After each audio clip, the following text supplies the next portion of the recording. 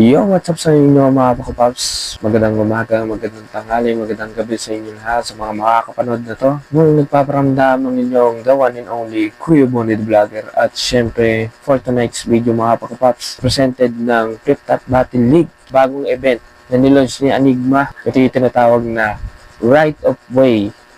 At syempre maraming bago na nakaline up dito sa event na yan. Yung last time hindi tayo nakapag-vlog ng Second Sight 15 dahil wala akong time na mag-vlog nung that time na yun dahil yun nga, tulad ng sinasabi ko sa inyo mga Pakupaps na busy ako sa trabaho. As of na mga Pakupaps, nandito ako ngayon sa San Rafael kaya ayun, bago nga pala tayo magsimula mga Pakupaps, i-introduce ko nga ito, bagong t-shirt ni Sinyo, Real Jokes Clothing. At syempre, Hyman's Clothing. Para ba isisingit ko pa? Syempre, itong cups na to.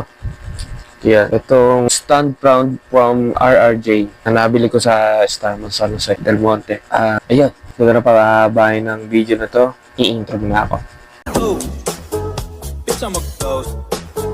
I could go on for days and days. Yeah, I do the most. Wait.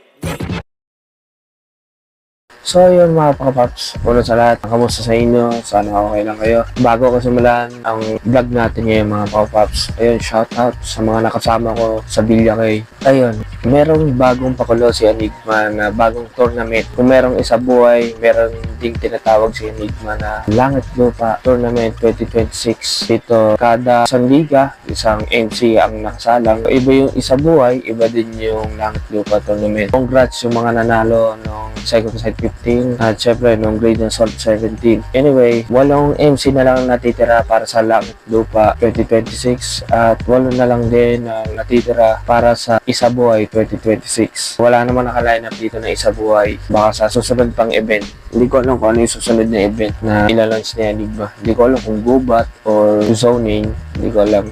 Si Enigma na nakakanap. So, hindi ko na pahabahin mga Pakupaps ang video nito. Magtutungo na tayo sa ating palabas.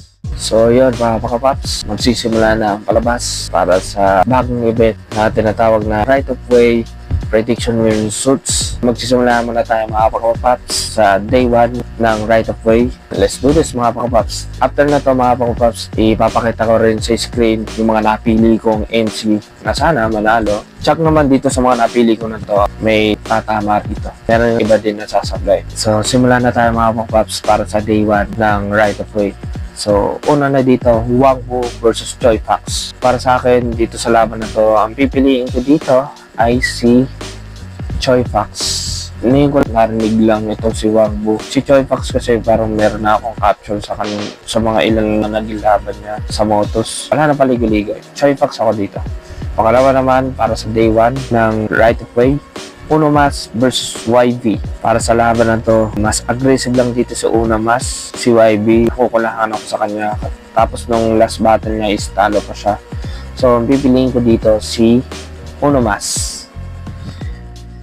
Pangatlo naman, para sa Right of Way ng day 1, Fortune versus Exhibit. Fortune, iba yung gigil nito. Si Exhibit naman, iba din yung atake ni rin nito. Pero parang nakukulahan ako sa kanya. Kaya ibibigay ko to kay Fortune. Ito yung aking prediction sa laban ni Fortune sa kanya Exhibit. Pang-apat naman, Mix Maharlika versus Nasha. Iba yung gigil dito ni Mix Maharlika. Yung kay Nasha naman, siguro hindi niya na ng konting aggressive pa. Tagal din walang battle ni Mix Maharlika. Pero para sa akin, si Mix Maharlika ang pipiliin ko dito. Panlima, para sa Langit Lupa, second tournament, eto na. John Delo versus Blitzen. So sa aggression, lamang dito si Blitzen. Sa comedic naman, sa crowd reaction naman, kuha dito ni John Delo. Pero syempre, rap battle to. So pipiliin natin kung sino mas agresibo. Magiging kahinaan lang dito ni Blitzen pagka nag-slip ups o mag-joke siya dito. John Delo, may mga witty jokes siya na kakaiba. Lalo na yung Boss Eric. Tinira kasi nila si Boss Eric at yung flip top, kaya yun, pinagbabana.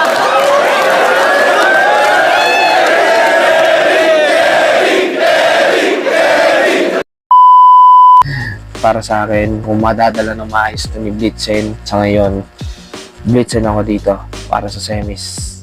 Pang-anim naman, para sa Langit Lupa second tournament, Bolts versus Steven. Para sa akin, mas gigil dito si Bolts para kay Steven. Para sa akin, Bolts ako dito para sa laban ng Bolts versus Steven.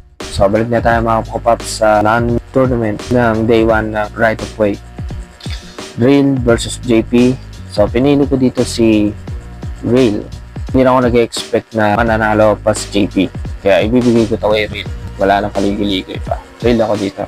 Number 8 para sa day 1 ng Right of Way. Nagbabalik na Ilaya. Kalaban niya dito si Blaser. Ilaya versus Blaser. Matagal na wala si Ilaya sa eksena ng flip top. 6 na taon siya hindi nagparamdam. Kaya ibibigay ko to kay Blaser. Tingin ko babalik ni Ilaya. Hindi ko alam kung katulad pa rin siya ng dati. Hanang-hanga pa rin siya. Kasi matagal siya nawala sa rap battle. So, Blaser ako dito.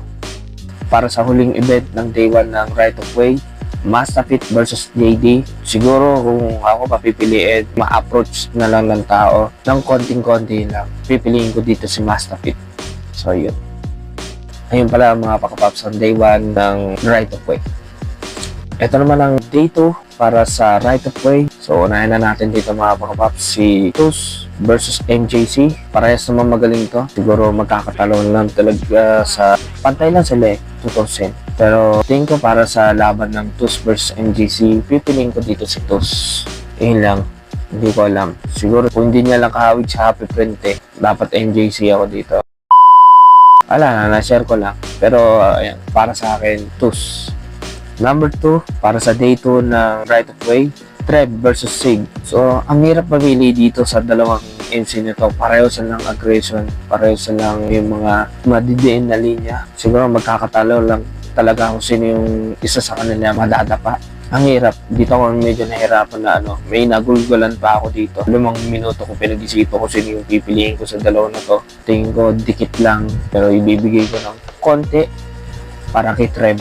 Sana. Pero palagay ko pwedeng makuha ni Sig to. Pero malalaman natin mga Papaps. Pangatlo naman para sa day 2 ng Right of Way, Santasa versus Kido. Nanood ako ng mga ilang laban nila. Para sa akin, dito sa laban ng Santasa versus Kido, pipiliin ko dito si Kido. So yun, wala nang paligoy-ligoy pa. Kido ako dito. Pang-apat naman, para sa day 2 ng Right of Way, Oxmag versus Ozarugami. Si Ozarugami kasi may pagkahalin tulad siya sa dancer ng Step Up 3. Kung kilala niyo si Moose, search na lang si Moose, M-O-O-S-E. Yung nakahawig ni Ozarugami, si Moose. So, Smag naman, ewan ko kung kinuha niya lang yung Smag. Di ba nga, meron lang ang Smag na sa flip top. Tapos ito, nilagyan ng OX. Ang galing! Ang galing! Ayan, Oxmag versus Ozarugami. Ozarugami ako dito, mga Papaps. Maraming sasabi na mas gigil dito si Ozarugami kumpara kay Oxmag. So, Ozarugami ako dito. Panlima para sa Langit Lupa second tournament, Didel versus Mison. Dito ako medyo nahirapan na mamili dito sa dalawang to. Pero para sa akin, pipiliin ko dito si Didel. Pang-anim at panghuli para sa Langit Lupa second tournament, Jabo versus Sisik. Based sa mga laban nila, last battle ni Sisik, maganda yung laban niya. Kay Jabo naman, dapat panalo doon si Boy Slot. Pero kung si Boy Slot ang pumasok, tapos ang makakalaban niya si Sisik, pipiliin ko sana si Boy Slot. Pero sa laban na to, mas pipiliin ko dito si Sisik. Bakit si Sisik ang pinili ko dito? Kasi last performance kasi ni Jabo, hindi ko alam ano nakakain ng gadgets. Bakit si Jabo yung nakapasok para sa second tournament? Samantalang mas kwela yung mga bitawan ni Boy Slot. Hindi ko alam kung saan na tumitingin ngayon ng gadgets.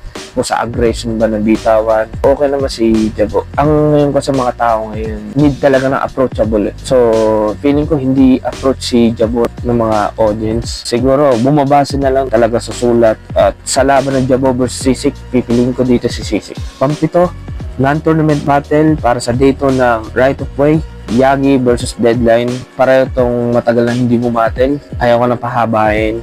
Wala nang intro-intro. Pipiliin ko dito si Deadline. Dahil mas kwela siya, mas witty yung mga linya niya. Mas approachable ko si si Deadline. Si Yagi naman, aggression naman. Kaya lang minsan kasi hindi ko lang masyadong ma-emphasize yung mga bitawan ni Yagi. Sana mali ako nang iniisip. Pero sa ngayon, Deadline ako dito.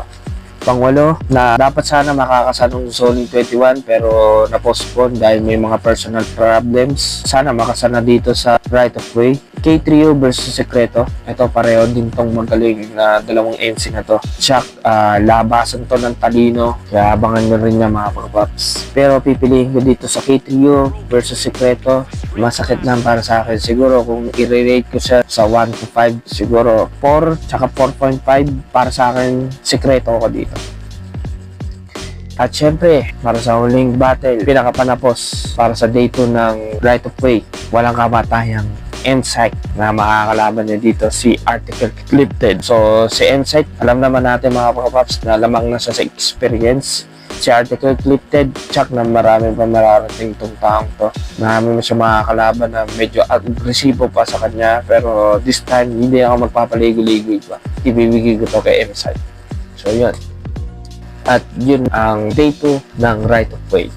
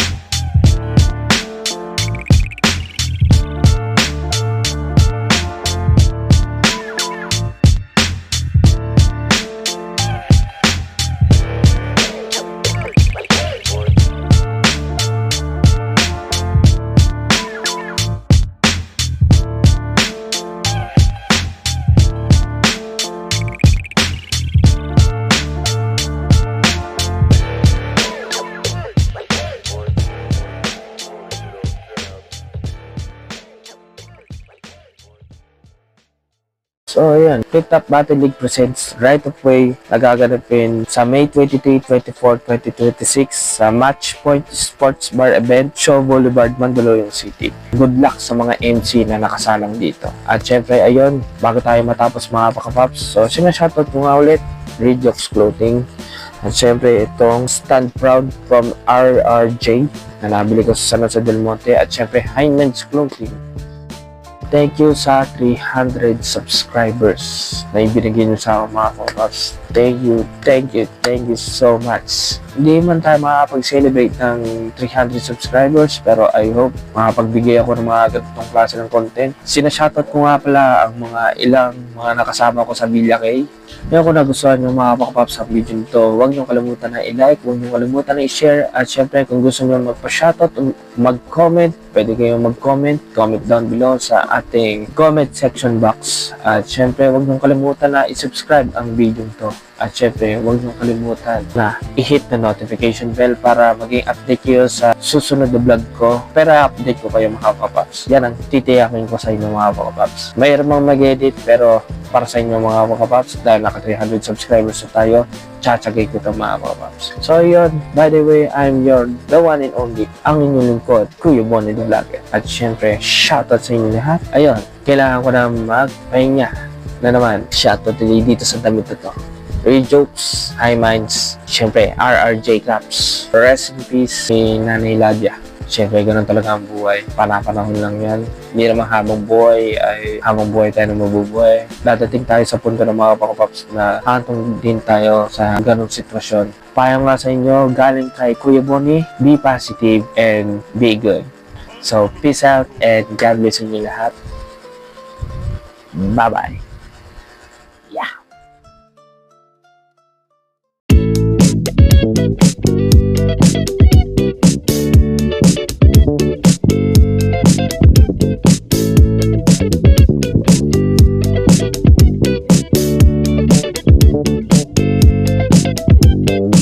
Buhay pa ba to? Yung buhay pa. Buhay pa yung mic ko.